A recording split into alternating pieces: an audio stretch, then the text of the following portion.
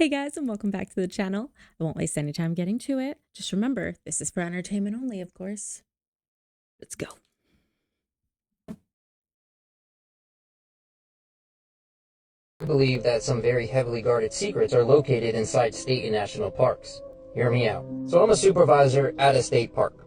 I have keys to almost every building. I have access code to almost every gate. I have access to places in the park that staff aren't allowed to go, and I have access to the park where general public is not allowed to go. You cannot fly drones over top this park, as well as many other parks. There is a very heavy undercover presence here, and I know that for a fact. There has been numerous times where large portions of the park were shut down due to archaeological reasons, and there has been numerous instances where certain parking lots were completely shut down and filled with National Guard and military vehicles. There are animals back here that are not supposed to be here. Like last year, I actually saw a lemur in the state park in Florida. There are reports of exotic animals that are not supposed to be here. When they're reported to us, we are told to tell them that is because there is exotic breeders just outside the park and sometimes those animals get out. Is that true? I don't know. But going down the rabbit hole in the state parks and out in the wilderness, there have been reports of staircases. Just random staircases out in the forest. Yeah, staircases. Leading to nowhere. Look it up. So yeah, I believe that there's things being hidden back here that they don't want us to know about. What are your thoughts? Oh, my thought is no doubt. Absolutely no doubt. I live right near a state park, and I can tell you that they frequently do training exercises. So one time I sat in the parking lot. I just kind of went to look at the lake and have some coffee and just kind of be there. And all of a sudden, this helicopter just comes over the parking lot, does a little loop over the water, kind of comes back, and they just keep doing it over and over and over. And at first, I thought maybe they were looking for something. And then I thought, well, it makes sense that they would do training exercises here, right? Right? I don't know. And I definitely believe that breeders could be the issue with finding exotic animals like that, but maybe they just live there and we just don't know that. I mean, we've only discovered what, 5% or explored 5% of the ocean. Maybe the forests are no different, my friend. Maybe lemurs just live in Florida. Or something sinister is going on. You make the best dirty ghost? You make the best dirty ghost? Oh my god.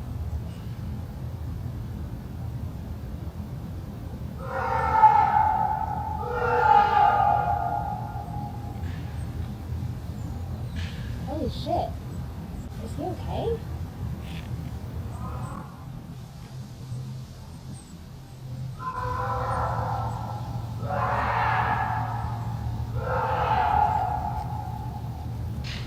Are you okay?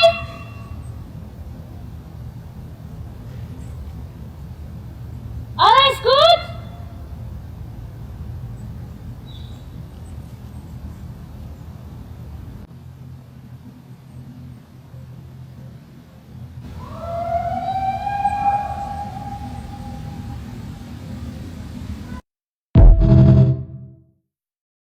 The well-behaved pupper, not going out there. I guess it was kind of scary though, so maybe dogs wouldn't want to do that either. I don't know, man. I was very inclined to think that this was all staged and made up. It's a little too good, right? But the dog had a reaction too, and that always gets me. What do you think?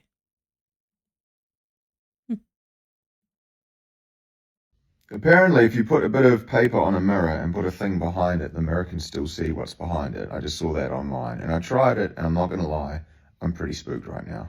Alright, so here's my fancy ass mirror. I get this bit of paper, shout out me, put that on there. Get this can of lager, put it up there, right? How the fuck does it know? How does it know? It's completely hidden, but the mirror fucking knows.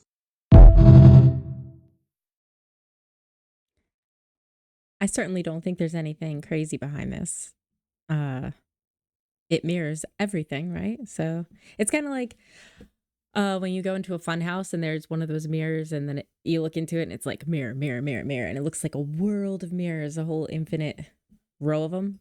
I'm sure it has something to do with things like that. Any mirror specialists out there know what's up? But I have seen this going around that people are really perplexed by this.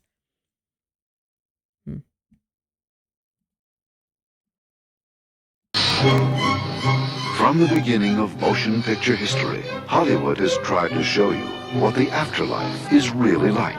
Good afternoon and welcome to Judgment City. So, is this what you thought it would be? Thought what would be? Where am I? Is this heaven? No, it isn't heaven. Is it hell? No, it isn't hell either. Actually, there is no hell. Although I hear Los Angeles is getting pretty close. Well, Daniel, let me tell you what's going on. When you're born into this universe, you're in it for a long, long time. You have many different lifetimes. And after each lifetime, there's an examining period, which you're in now. You see, every second of every lifetime is always recorded. And as each one ends, we sort of look at it. Look at a few of the days, examine it. And then if everybody agrees, you move forward. What do you mean move forward? I mean, move forward, continue onward. The point of this whole thing is to keep getting smarter, to keep growing, to use as much of your brain as possible. For example, I use 48% of my brain. Do you know how much you use? 47? 3. I'm sorry? 3? I use 3% of my brain? Yes, don't worry about it. Everybody on Earth uses 3% of their brain. That explains a lot of the idiocy. But so this whole thing is that they're showing us the truth in movies. I don't think it's true that there's no hell. I'm sure there's hell. I mean, I don't know whatever you guys believe, but I think they tell you what they want you to think. It's not necessarily true. This is what I mean. You got to keep an eye out. Truth is out there, but so are lies. This is easy to believe, and I do believe parts of it. What do you guys think about reincarnation? You think we just keep coming back? Hey guys, thank you so much for being here, for watching this video. I just wanted to remind you that I make a new one every single day, so feel free to go on and hit that subscribe button so we can stay in touch and you can see the latest. Onward. Tell me a ghost story that sounds completely unbelievable but is entirely true. I was about 8 years old. We lived on the Yankton Sioux Reservation in southeast South Dakota. We're about a mile off the road. This little house in the middle of nowhere. And my mom was home alone with us kids because my dad was away traveling. And I used to share a bed with my little brother. And I woke up to him crying so hard because he had a nightmare and he was sweating so much. I thought he peed the bed because the whole area was wet with sweat. And my mom came into the room, picked him up and brought him into the living room. And so of course I, being awake, went along with. And she was trying to calm him down. He couldn't stop crying.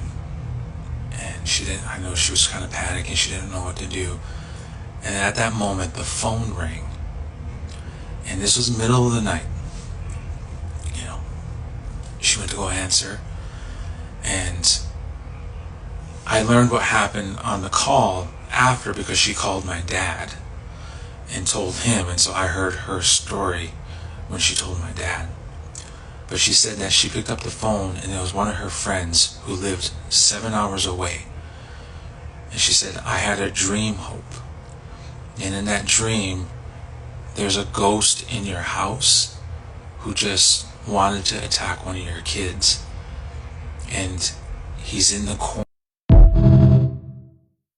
In the corner? Like what? Is there more? I need more. That spooky stuff happens a lot. Dreams also speak to you.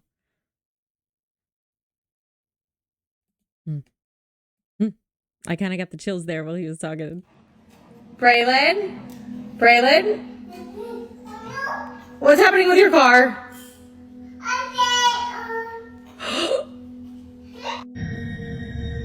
Ooh. Hey, hon. Come here. Look. No, I can't go that. I don't think it's just down here. Look at that. This is the most active during the day that I've... Oh, there goes the Xbox 2. Wait a minute. Oh, I'm not liking this. Oh, wow. Wait. I swear I can see... Ooh, stop it. I'm not liking that. Hun, let's go to dinner or something for a while. Time.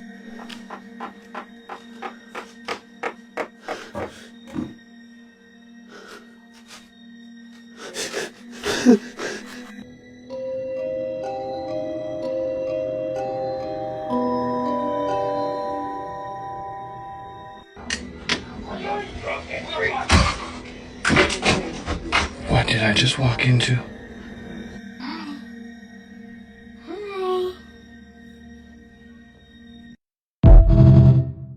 What in the name of all that is good was that last situation? Is it like a robot baby head? I don't know. I kind of believe that older gentleman, though. What do you guys think? These calls were made to 3 EVP experimenters in the United States. The first segment, lasting 40 seconds, came through my telephone at approximately 10:45 a.m. on January 27, 1994. My telephone rang normally. I was sitting at the desk in my office working. When I picked up the receiver, a clear male voice said, "This is Constantine Rodovay." I quickly pushed the record button of my Sano tape recorder that is connected to my telephone and asked, "How are you, Dr. Rodovay?" This explains his first remark as my tape recorder began recording. I'm as fine as a dead one can be. Dear Sarah, thank you very much for everything you did for the propagation of the voices. We tried and we succeeded in building this bridge to the States. You are one of the first who are contacted by this meaning. Thank you very much for all the work you did. We're very proud and honored that we could contact you. I must interrupt now. This was the first contact. This was Constantine Rodovay speaking. Thank you so much.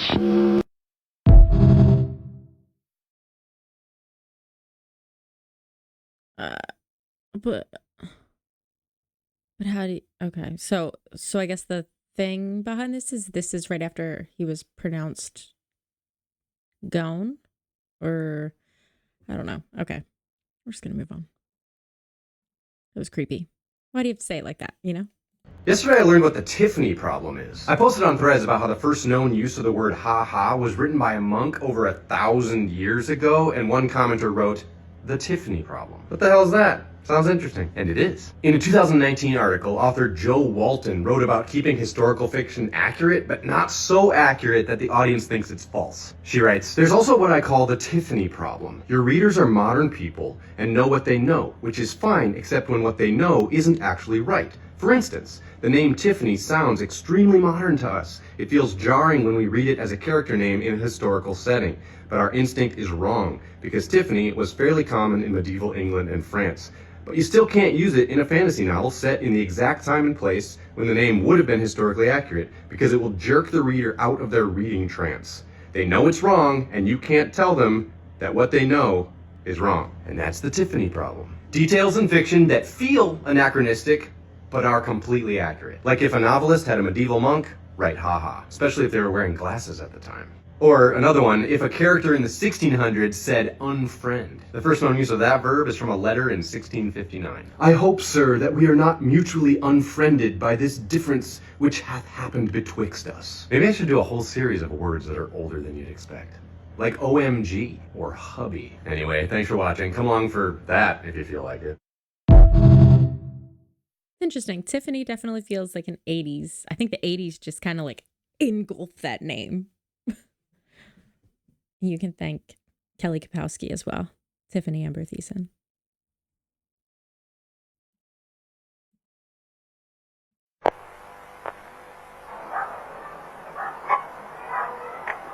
There's too much water in that kettle. And now the lid's on crooked. And that means disaster for this lady. Because she is on a boat. Don't boil a kettle on a boat. Don't boil a kettle on a boat. This is advice I had never heard. But it seems to be very important. So don't. It's not important. Tea is not that important. Jeez. We need more PSAs like this. Where are the real messages? Like, hey, if you do this, it's bad. Like, we're always like tiptoeing around things. Like, I don't want to hurt your feelings, but maybe we could do things a little better. And people are like, psh. You know? Maybe if we were like, hey, this is a bad idea. And we were free to say that a little more. Imagine all the things we could solve. So I never used to understand why women were attracted to, like, It's, I try to do like good news, but this is just funny. Just something lighthearted to end what's usually a hodgepodge of strange. Get it going, wind it down, get back to our day. Something funny. firefighters and policemen and operators, like real rugged men. Until one time I was on Kirtland and they asked if anybody would like to help the PJs, pararescue, with their final activity. And I said, of course, it gets me out of work. So they hand you a casualty cards and these clothes covered in blood. And mine said I was missing my leg below my knee and I had a gasping chest wound, right? So I'm laying there like against the wall. And I watched this group of like 12 rugged men run into this house and one makes eye contact with me. He runs in, slides up, grabs my casualty card, looks at me and goes, I'm going to get you out of here. Don't you worry. Oh! Sir, what the fuck, man? And then you pick me up like I don't weigh anything and you carry me out of the building? I was 100% straight when I walked in here on my day off from work, and now I'm all like, I don't get it. That's really funny. That's really funny. I think that probably stems from just the old kind of like our nature of the men being the you protect me and the women, I think it kind of comes from that, but that's funny. Okay, guys. Well, I'm going to leave you on that note, and I hope you have a fantastic rest of your day, and I will definitely see you tomorrow for some more interesting stuff that I found in the corners of the internet. So until then, have a great day. Good night, Grandmom. I love you.